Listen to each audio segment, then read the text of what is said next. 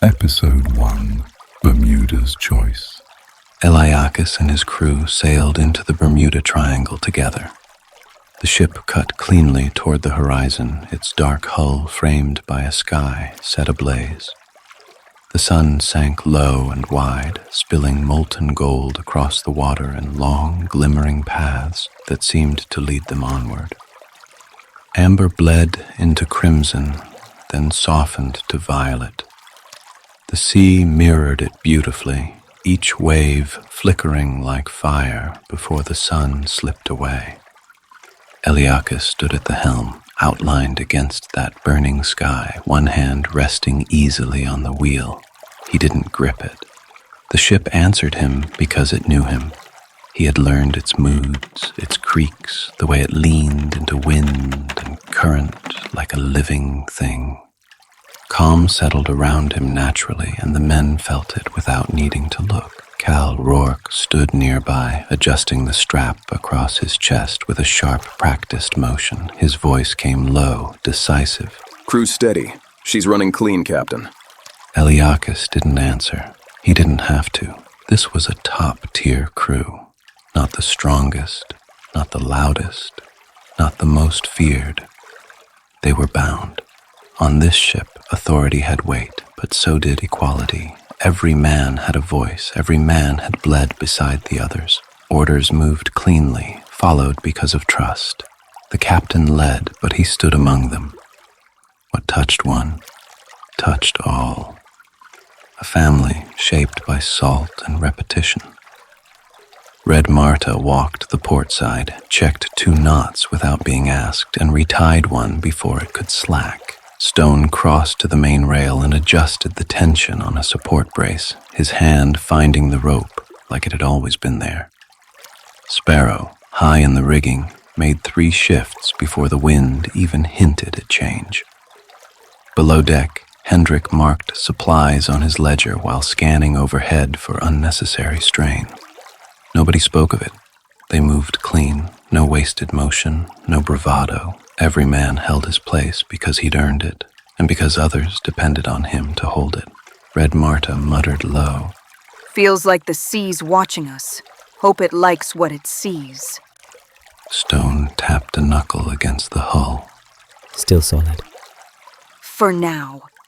She replied. They had heard the stories. All of them had. The Bermuda Triangle lived in tavern whispers and drunken boasts. Ships lost, compasses spinning, seas swallowing men whole. But those stories came from crews that lacked something: discipline, unity, leadership. This crew had all 3. The water welcomed them. It lay smooth beneath the keel, parting cleanly. Wind filled the sails warm and steady. If danger waited ahead, it stayed quiet behind beauty, and beauty had always been the sea's most convincing lie.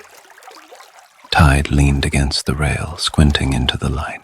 "Currents feel off. Not wrong. Just unfamiliar." Sparrow called from the rigging. "Heading still true. Horizon's clean." "A clean sea doesn't mean an honest one." Tide said. Eliacus watched the horizon, feeling the quiet satisfaction of momentum. The ship moved as it should. The crew breathed as one. The world stretched wide. Then something pressed back. It was merely a subtle push beneath the hull, light enough to miss. Eliacus felt it anyway.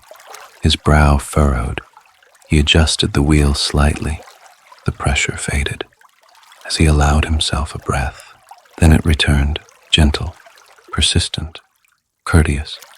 As though the sea laid a hand against the hull and leaned, he steered again, expecting a current. The sea had tricks. This wouldn't be the first. He shifted course, aiming to slip around it. The resistance followed. Smarter now. Hendrik Voss stepped from the hold, reading the deck and sky at once. "Something's moving us offline. Not by much, but enough to matter." "Correction's not holding," Eliacus confirmed. "Sea's drawing a circle." Tide said. "I don't know if we're in it or just near it." Waves rose differently now. Still calm, still measured. Long, thin crests leaned instead of breaking. A pressure that appeared absent of threat. Eliacus turned sharper. A clean escape move. The sea responded as the pressure increased. Waves thickened, their angles becoming misaligned, their rhythm unnaturally opposing the flow of wind. They formed around the hull, surrounding it with intention, guiding, as if herding them somewhere. This isn't drift, Cal said. it's strategy. We're being led. Hendrik said. Yara stepped from below deck, eyes already scanning faces. Heart rates are up, movements tightening. The crew knows. No one panic. Cal replied. Let the captain set the tempo. The crew adapted. Their spacing changed, steps sharpened, glances replaced commands, hands moved in sync. Everything they did aligned, and still the sea pressed. Sparrow shouted down. Should we drop sail? Eliacus shook his head. Not yet. Let her test us first. The sky dimmed. Clouds gathered fast, folding like bruises. Fire at the horizon disappeared behind rolling dark. The wind snapped canvas hard enough to sing. Rain fell, dense and immediate. Wood darkened beneath their feet. Thunder rolled close, too close. Lightning stayed coiled. Ease the sail. Eliacus ordered. Aye. Sparrow called, already mid-climb. Secure the line. Aye. Marta replied, wrapping it with a grunt. Stay steady. Aye, Captain. The word held them together. It always had. Marta grinned through rain, hair plastered to her face. I told you. She didn't like the way we looked at her. That's not a storm front. Tide said almost reverently. That's an answer. Saint touched his rope charm, whispering something older than fear. Lightning split the sky, sudden and blinding. Thunder slammed down. Hard enough to rattle bone and mast alike. The next strike landed closer, then another. The storm narrowed, concentrating its violence, answering resistance with sharper reply. Waves began to break properly now. They crashed across the deck. Sparrow braced mid-mast. Marta grabbed a line and held fast. Saint blocked a young sailor from tumbling with one arm and a steady stance. The ship groaned under the strain, but she held. The crew held. They always did. I never see the sea act like this, said Rafik from the rear cannon, voice low. Eliacus did not answer with fear. Brace. He called. They did.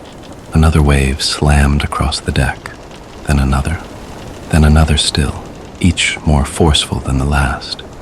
Water surged around boots and knees, knocking men off balance before they recovered and regrouped. The storm no longer coaxed, it asserted. Then the water on the deck did something wrong. It surged upward, sudden, violent, as if the ocean itself had punched through the boards. The waves struck Eliacus hard enough to stagger him, cold, tearing the breath from his lungs, force rattling him to the core. For a heartbeat, it was only impact. Then the water rose again. It gathered itself, climbing higher, lifting him with it, peeling him from the deck as though wood and rope had lost their claim. Shouts erupted, hands reached. Most saw only chaos, spray, motion. Captain gone where no man should go. One man saw more. He saw the water hold Eliacus suspended for more than a blink, undoubtedly 2 moments too long, held in that impossible pause. And something shifted. Eliacus's expression softened into something deeply wrong for a storm. An uncanny calm. A bewildered amusement that did not belong there. As if, somewhere deep in his gut, he understood this was no accident. The storm roared, but sound began to fall away. Rain blurred. The deck tilted and drifted distant. Lightning flashed again. Bleaching the world white, Saint's voice was the last tether to sound. The sea doesn't take a man like that unless she's keeping him.